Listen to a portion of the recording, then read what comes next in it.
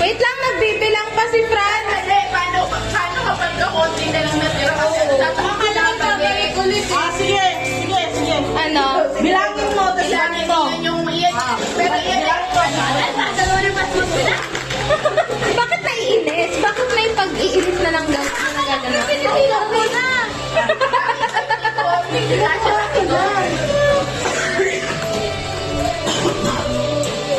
Kasi kasi yung ilong. Lugi tayo kay Christopher. Malambot yung ano niya, tapos matigas. Tatalunin ko yan. Yan lang ba? Makikita mo yung anak mo pag pinalo ko sa ito. Aray, bitog ka mga daw. Yung tig-20 niya, 1.5.